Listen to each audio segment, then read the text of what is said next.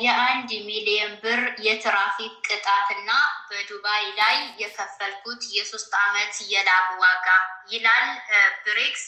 ጀግናውን ያው ስደተኛ ሆኖ ብሬክስን የማያውቅ የለም።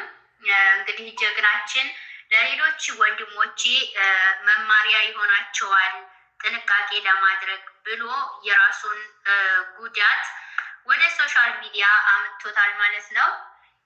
አሰላሙ አለይኩም ወራህመቱላህ ወበረካቱ። ውድና የተከበራችሁ የእናት ቤተሰቦች ያላችሁበት የአላህ ሰላም እዝነት ረድኤት ሁሉ ነገር አይላችሁ እያልኩኝ ዛሬ እንግዲህ ያው መልእክት ይዤላችሁ መጥቻለሁ። ያላያችሁት ካላችሁ አይታችሁ እንድትጠቀሙበት የዱባይን ብቻም ሳይሆን የሌላው ሀገራትም ያው ህግን ማክበር አስፈላጊ ነው እና አንዳንዴ ካጋጠመ ያው አጋጠመ ነው፣ ግን ሰበቡን አድርሶ ደግሞ የተከሰተው ቢከሰት ምንም አይደለም፣ ግን ለጥንቃቄ ያህል ይሆናል ብሎ ያስተላለፈውን እንግዲህ ኢንሻአላህ ላስተላልፍላችሁ። እናትም እንግዲህ እንደዚህ በማለት በፌስቡክ ፔጁ አስተላልፎታል ማለት ነው። የአንድ ሚሊዮን ብር የትራፊክ ቅጣትና በዱባይ ላይ የከፈልኩት የሶስት ዓመት የላብ ዋጋ ይላል። ብዙዎች ዱባይን የሚያውቃት በረጃጅም ፎቶቿ ግርማ ሞገስና በሚያብረቀርቁ መብራቶቿ ድምቀት ነው። ለእኛ ለስደተኞች ግን ዱባይ ከዚህ ገጽታ በስተጀርባ ሌላ እውነት አላት። እሷ የጥንካሬ መፈተኛ፣ የትዕግስት መለኪያ እና ለሰከንድ መዘንጋት ምህረት የሌለው ዋጋ የምታስከፍል የስርዓት ከተማ ናት ይላል። ዛሬም ለጥቂት ቀናት ስራ መፍታት የኑሮ መስመርን በሚያናጋባት ለሰከንድ ፋታ በማይሰጠው በዚህ የሩጫ ዓለም ውስጥ በርትቼ እየሰራሁ ባለሁበት ሁኔታ መንጃ ፈቃድ ካወጣሁበት ቀን አንስቶ ላለፉት 3 ዓመታት ያሳለፍኩትን ይህንን እጅግ አስተማሪ የህይወት አጋጣሚ ለእናንተ ንቃት ይሆን ዘንድ ላካፍላችሁ ወደድኩ ይላል። እስከ ዛሬ ድረስ ምን ያህል የትራፊክ ቅጣት እንደከፈልኩ ለማወቅ ዛሬ ወደ ሞል ዩኤኢ አፕሊኬሽን ጎራ ብዬ ስመለከት ያገኘሁት ድምር ውጤት እጅግ አስገርሞኛል።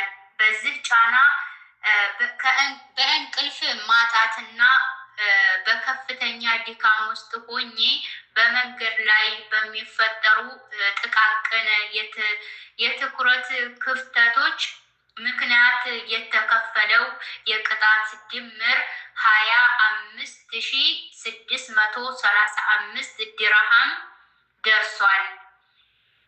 ይህንን ገንዘብ አሁን ባለው የገበያ ምንዛሬ ስናሰላው ከ1 ሚሊዮን ብር በላይ ነው። እስኪ አስቡት። ይህ ብር እኮ የእሱን ያክል ቢጨመርበት ሀገር ቤት በአንድ የክፍለ ሀገር ከተማ ቆንጆ ቤት ይገዛ ነበረ። ነገር ግን ለዱባይ መንገዶች የሰከንድ ስህተት መገበሪያ ሆኖ ቀረ ይላል። እርግጥ ነው ቀን ከሌሊት በርትቼ የምለፋ ሰው በመሆኔ አምላክ ረድቶኝ ክፍያውን ለመክፈል የሚያስችል ብርታት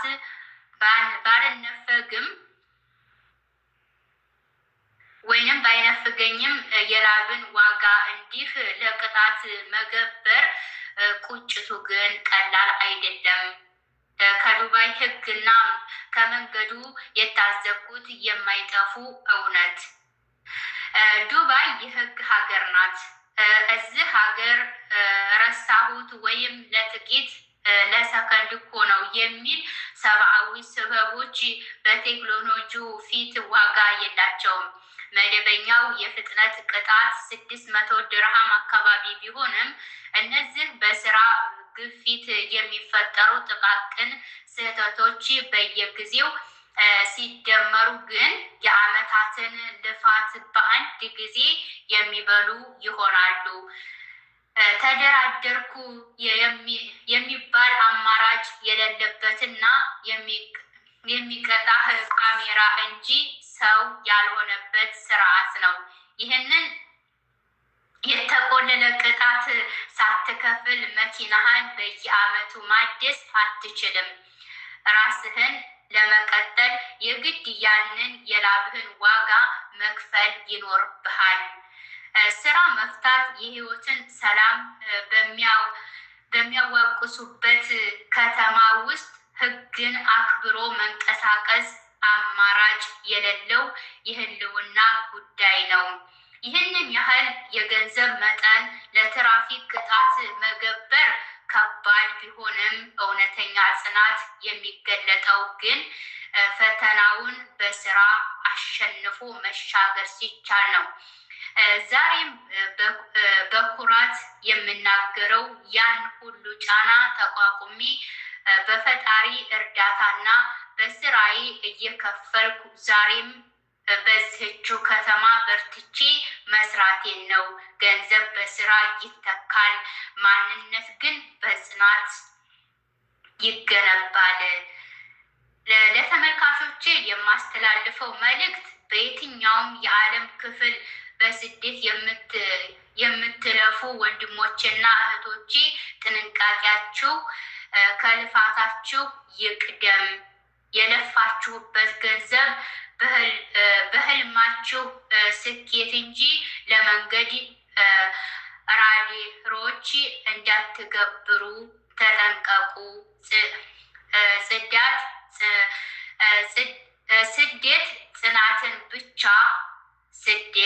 ጽናትን ብቻ ሳይሆን ከፍተኛ ጥንቃቄንም ይጠይቃል። ዛሬ እኔ የከፈልኩት ዋጋ ለእናንተ ትልቅ ትምህርት እንደሚሆን አምናለሁ። ህይወት ፈታኝ ናት፣ እኛ ግን ከፈተናዎቻችን በላይ ጠንካሮች ነን ብሎ በኤፍቢ ገጹ ላይ አስተላልፎታል ማለት ነው።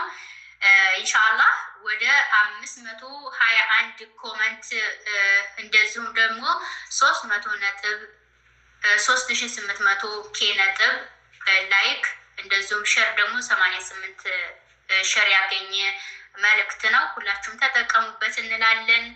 በቀጣይ ደግሞ እስከምንመጣ ወሰላሙ አለይኩም ወራህመቱላህ ወበረካቱሁ።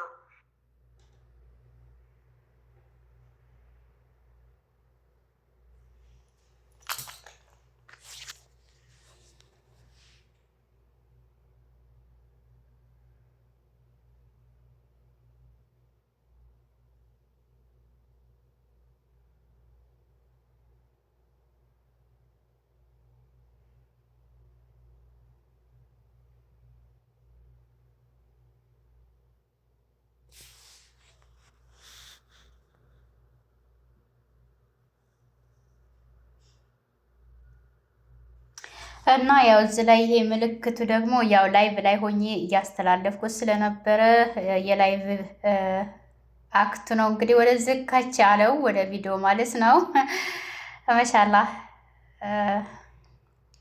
ያው ተመልካቾቼ ከታች ያው እየጻፉልኝ ነበረ። ደስ የሚል ቆይታ ነበር ማሻአላህ። እና ኢንሻአላህ ላይክ እና ሼር እያደረጋችሁ በዛው አጋጣሚ ደግሞ ቻሌንጅ ያው ትንሽ ቀናት ደርሶ ቀርቶታል። ያው ቻሌንጁን እንግዲህ እንዳሸንፍ አበረታቱኝ። ላይክ ሼር እያደረጋችሁ ቤተሰብ እያደረጋችሁኝ ማለት ነው ኢንሻአላህ። እና ያው እንግዲህ የብሬክስ ጀግናው መልእክት ይሄንን ይመስላል።